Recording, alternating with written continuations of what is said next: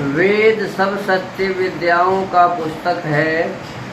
वेद का पढ़ना पढ़ाना और सुनना सुनाना सब आर्यों का परम धर्म है। ओम स्तुता मया वरदा वेद माता प्रचोदयन्तां पावमानि द्विजानाम् आयुः प्राणं प्रजां पशुं कीर्तिं द्रविणं ब्रह्मवर्चसं मह्यं दत्त्वा व्रजत ब्रह्मलोकम्।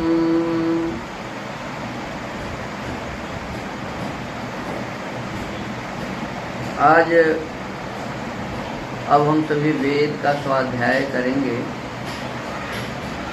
ऋग्वेद आदि भाष्य भूमिका से विवाह प्रकरण का विषय अभी हम ले रहे हैं। ऋग्वेद का ये मंत्र है, ओम इहैवस्तं मावियोष्टं विश्वमायुर्व्यश्नुतं क्रीडन्तो पुत्रैर्नक्तिभिर्मोदमानौ स्वे गृहे। ये मंत्र हैं। पिछले दिनों गिभ्नाविते सौभगत्वाय हस्तं मया पत्या जलदस्तिर्यथासः भगो अर्यमा सविता पुरंधिर्मह्यं स्वादुर्गार्हपत्याय देवाः। इस मंत्र के अर्थ को कहते हुए ये निश्चय किया गया था, कहा गया था,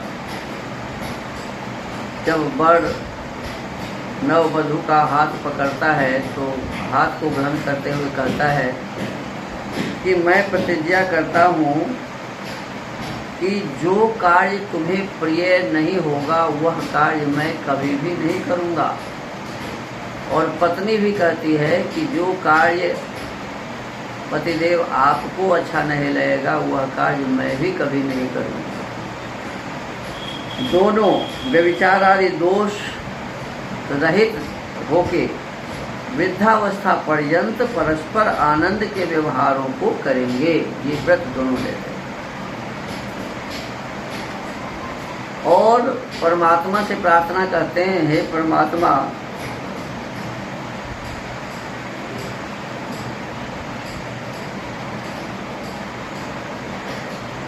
हे ऐश्वर्यवान, सब जीवों के पाप पुण्य के फलों को यथावत देने वाले परमेश्वर, सब जगत को उत्पन्न करने वाले और सब ऐश्वर्य का देने वाला परमेश्वर, सब जगत का धारण करने वाला परमेश्वर,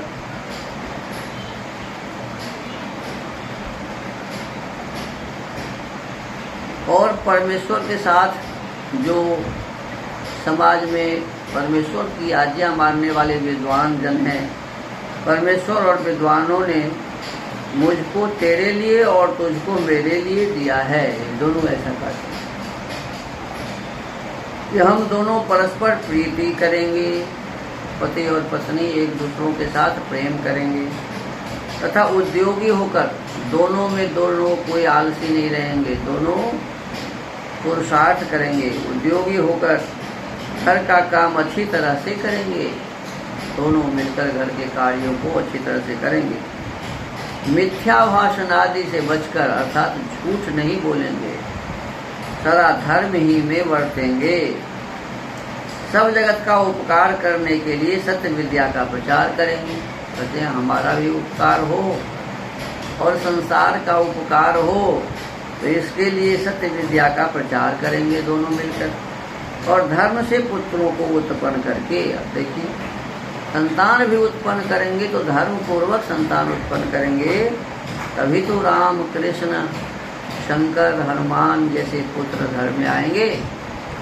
तो कहते हैं कि धर्म पूर्वक धर्म से पुत्रों को उत्पन्न करके उनको सुशिक्षित करेंगे, मूर्ख नहीं छोड़ेंगे, सुंदर शिक्षा देंगे। ये प्रतिज्ञा हम ईश्वर की साक्षी से करते हैं। ही परमात्मा, आपको साक्षी मानकर हम ये प्रतिज्ञा करते हैं हम दोनों कि इन नियमों का ठीक ठीक पालन करेंगे। फिर कहते हैं कि दूसरी स्त्री और दूसरे पुरुष से मन से भी व्यभिचार न करेंगे। 3 प्रकार का होता है ना व्यभिचार। शरीर से कर किया जाता है, वाणी से भी व्यभिचार किया जाता है और मन से भी किया जाता है। कहते मन से भी व्यभिचार न करेंगे, अर्थात मन में भी व्यभिचार करने के भाव नहीं लाएंगे। कहते हैं हे विद्वान लोगों, तुम भी हमारे साक्षी रहो।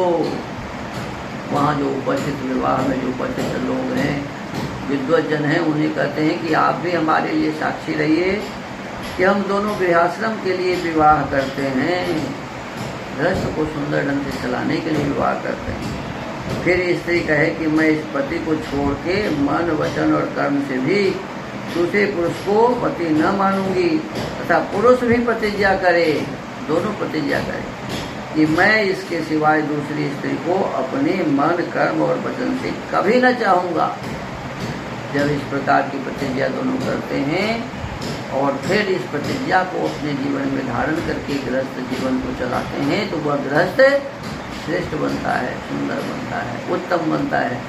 इसलिए अपने गृहस्थ को उत्तम बनाने के लिए परमात्मा के इस आदेश को स्त्री और पुरुष दोनों अपने जीवन में धारण करके एक दूसरों के साथ अपने जीवन को सुंदर से, मानव जीवन को सुंदर बनाएं, सफल बनाएं और अपने सुंदर श्रेष्ठ विचारों से इस समाज और देश को भी सुंदर बनाएं। ये विशेष रूप से इस मंत्र में कहा गया था। आज के मंत्र में कहा है कि विवाहित स्त्री पुरुषों के लिए परमेश्वर की आज्ञा है, परमात्मा आदेश देते हैं कि तुम दोनों गृहस्थाश्रम के शुभ व्यवहारों में रहो। गृहस्थ में जो अच्छे काम हैं, शुभ का मतलब होता है हमें सुख पहुंचाने वाला, जो सुख पहुंचाने वाले व्यवहार हैं उसमें दोनों को रहना चाहिए।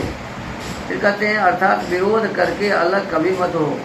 पति और पत्नी में कभी भी विरोध नहीं करना चाहिए, कभी भी झंझट झगड़ा नहीं करना चाहिए, कभी एक दूसरे से तू मैं नहीं करना चाहिए। कहते हैं विरोध करके अलग कभी मत हो और व्यभिचार भी किसी प्रकार का मत करो। जल जैसे लिखा हुआ है, जैसे दो गांव का जल मिल जाता है तो एक हो जाता है और उस दोनों को कोई अलग नहीं कर सकता, कोई भी मिल जाए। ठीक इसी प्रकार स्त्री और पुरुष को कभी भी अलग नहीं होना चाहिए झगड़ा झंझट करके। ऋतुगामित्व से संतानों की उत्पत्ति। ऋतुगामी कहते हैं कि जिस दिन रजो दर्शन होता है माताओं को, उस दिन से और 16 रात्रि पर्यंत, 16वें रात्रि तक ये ऋतु काल का समय है, जिसमें 4 दिन वर्जित है और 5वें से 16वें में जो 5, 7, 9 वाली संख्या है, बिना जोड़ा वाला, वो पुत्री प्राप्त करने का दिन है संतान प्राप्त के लिए, और जो जोड़े वाला है वो पुत्र प्राप्त करने का है। तो इस संस्कार विधि में विशेष रूप से इसकी व्याख्या है, उसे हमें वहाँ से देखना चाहिए। गर्भाधान संस्कार में उनका पालन और सुशिक्षा, संतान उत्पन्न करके ऋतुगामी होकर संतान उत्पन्न करके उसका पालन और उसे सुंदर शिक्षा देनी चाहिए। गर्भ स्थिति के पीछे 1 वर्ष पर्यंत ब्रह्मचर्य। अब जब जैसे ही संतान गर्भ में आ जाए तो फिर स्त्री पुरुष का संपर्क नहीं होना चाहिए, दोनों ब्रह्मचर्य का धारण करें।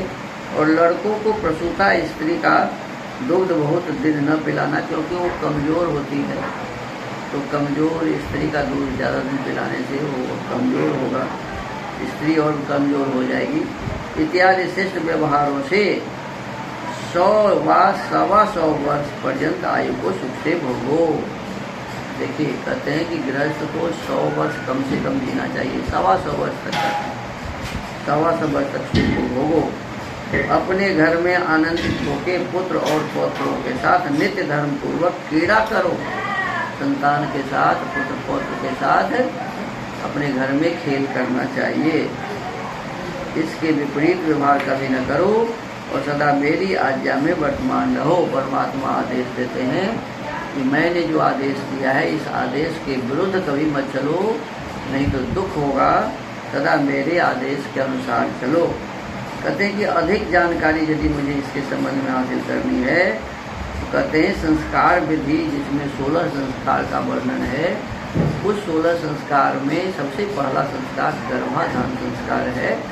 उस गर्भाधान संस्कार को हमें ठीक से पढ़ना चाहिए यदि हमें श्रेष्ठ संतान की प्राप्ति करनी है।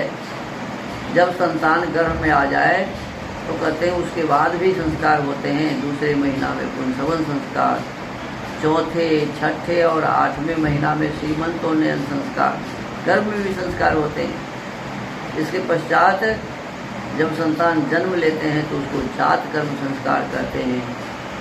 11 दिन तक वहाँ चावल और सरसों से हवन करने की बात है, जहाँ प्रसूता और बालक है, बालिका है वहाँ। और 10 दिन तक हवन करने के बाद 11वें दिन नामकरण संस्कार होता है बच्चों का। फिर बच्चे जब 3 मास के हो जाते हैं तो उनको बाहर घुमाने के लिए जाते हैं, निष्क्रमण संस्कार होता है। फिर 6 मास का हो जाता है तो अन्नप्राशन संस्कार होता है। इस प्रकार से 16 संस्कार का वर्णन है संस्कार विधि में। महर्षि दयानंद सरस्वती जी द्वारा रचित इस संस्कार विधि को भी आप लोग जरूर पढ़ें। दिल्ली में नई सड़क में गोविंद राम हासानंद नाम ये बहुत ही प्रसिद्ध दुकान है। उस दुकान में आप इसको प्राप्त कर सकते हैं। और अभी अभी आर्य समाज का एक अंतर्राष्ट्रीय महासम्मेलन होने वाला है 30-31 अक्टूबर और 1-2 नवंबर। रोहिणी में बहुत बड़ा पार्क है, उसी पार्क में एक कार्यक्रम होगा और सारे भारतवर्ष के जितने भी पब्लिशर्स हैं, जितने भी किताब बेचने वाले हैं, छापने वाले हैं, सभी उसमें उपलब्ध रहेंगे। तो उसमें भी आप इस गर्भाधान संस्कार से संबंधित बातों को संस्कार विधि से जानने के लिए संस्कार विधि खरीद सकते हैं। संस्कार विधि पर संस्कार चंद्रिका नामक एक बहुत ही अच्छा ग्रंथ डॉक्टर सत्यव्रत सिद्धांत अलंकार जी का लिखा हुआ है, और भी लोग लिखे हुए हैं। तो उस पुस्तक को लेकर भी विस्तार से हम इस विषय वस्तु को जान सकते हैं। और इसको जितना ही बढ़िया से हम जानेंगे, पढ़ेंगे, समझेंगे और उस हिसाब से अपने गृहस्थ को बसाएंगे, संतान को उत्पन्न करेंगे, संतान को सुशिक्षा देंगे, तो हमारा ये गृहस्थ सचमुच में सुख देने वाला होगा, स्वर्ग जैसा होगा। तो इन्हीं शब्दों के साथ आज के इस वेद स्वाध्याय के क्रम को विराम देते हैं। सबको नमस्ते। ओम।